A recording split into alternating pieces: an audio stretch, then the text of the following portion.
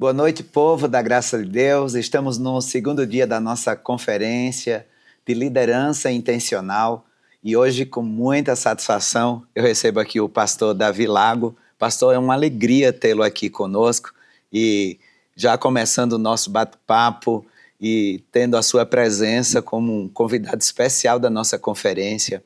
Como o pastor tem transitado em tantos meios como pastor, sendo um pastor influente não só no contexto da igreja, mas especialmente no contexto jurídico, no contexto político, e sempre tendo essa capacidade de transitar de forma saudável e mostrando realmente um testemunho cristão.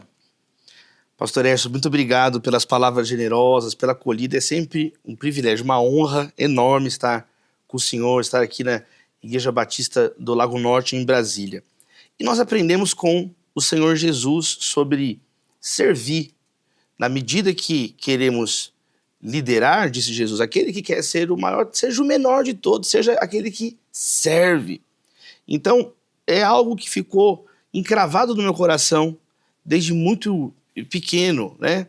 Os meus pais sempre me ensinaram reiteradamente, a Bíblia diz, ensina a criança no caminho que deve andar, e ainda quando ela for velha, não se desviará dele. Então eu recebi muitas dessas sementes da palavra, mostrando esse caminho, que você não pode ser uma pessoa que menospreza as outras, que faz de tudo para rebaixar as outras pessoas e desse modo se autopromover. Não, o caminho ensinado por Jesus é um caminho diferente, né? Os últimos serão os primeiros. O apóstolo Paulo diz, quando sou fraco é que sou forte. Então há uma tensão, né?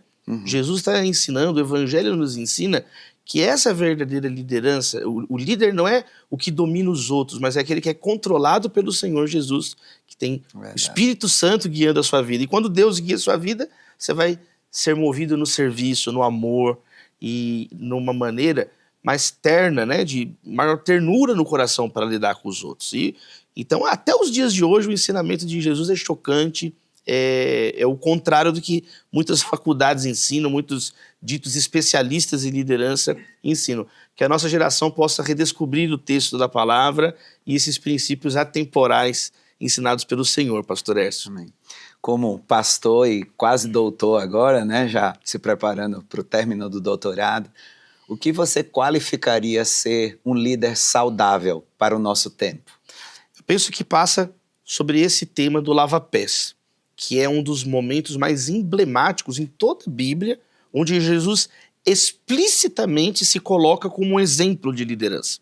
Ele diz, vocês me chamam de Senhor, de Mestre, e eu sou mesmo. E se eu que sou o Senhor e Mestre de vocês, quer dizer, o líder de vocês, para usar essa expressão mais atual, né? A palavra líder, que nós usamos em português, ela é uma palavra que vem do inglês, né?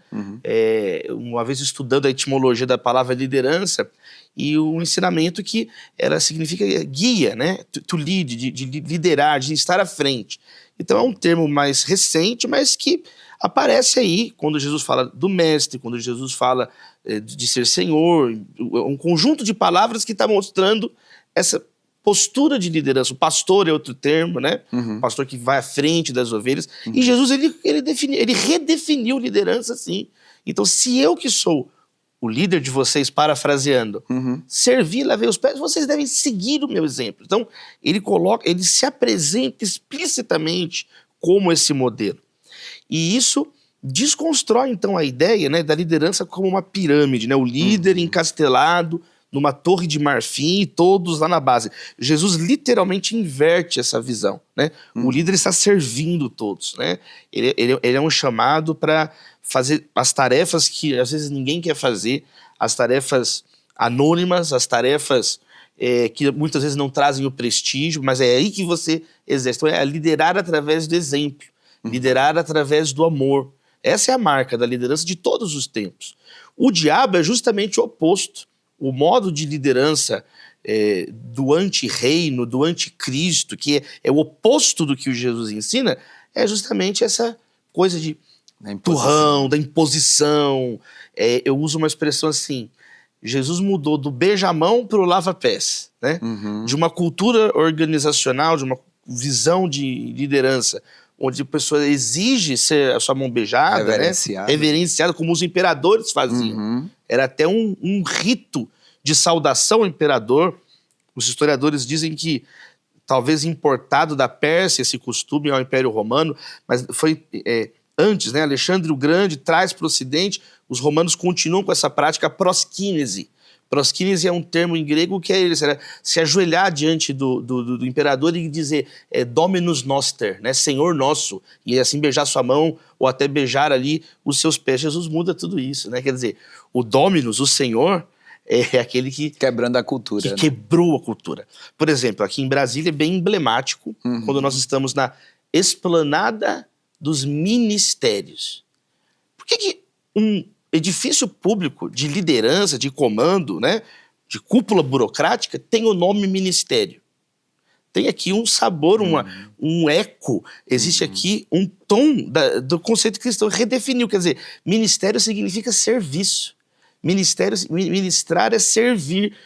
E então Jesus redefiniu até o que o nome que a gente usa, que às vezes fica tão banalizado, mas para lembrar que os servidores públicos, veja só, né, eles estão para servir as pessoas. Então, que a igreja não venha esquecer o seu DNA e essa característica basilar, central do conceito cristão de liderança. E essa capacidade que a gente tem de poder exercer uma influência, né? Como você disse, essas nomenclaturas todas revelam o poder que a igreja pode exercer através de um testemunho que transmita hombridade, caráter, e isso tudo tem desgastado um pouco também na nossa caminhada de fé, no exercício ministerial, porque muitas vezes esse desgaste nos impede de chegar até essas pessoas, de testemunhar para esse público. Exatamente, né? Jesus ele diz no início do Sermão do Monte, olha,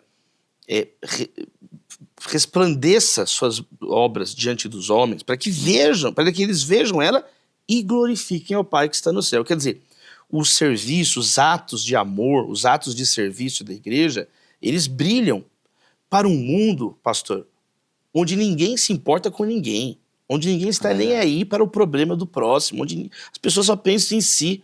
Aí o cristão, então, tem esses atos de amor. Jesus falou do bem-aventurados misericordiosos, bem-aventurados pacificadores. Então, Jesus enuncia a bem-aventurança. E quando a gente vivencia isso, é um lampejo de esperança, é um facho de luz, é um brilho novo diante das pessoas. Por que essa pessoa está fazendo isso? E Jesus fala que isso, então, aponta para Deus, né? É uma influência que aponta para Deus. Agora, quando a igreja deixa também esse serviço, aí nada também mais perverso, porque quanto mais orgulhosos nós somos, mais parecidos com o diabo, né? É uma atitude luciferiana. Agora, quanto mais amorosos, humildes, mais parecidos com o Cristo.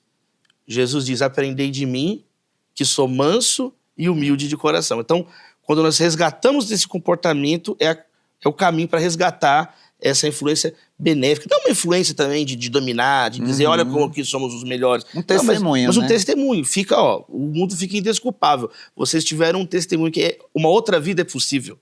Viver sobre o símbolo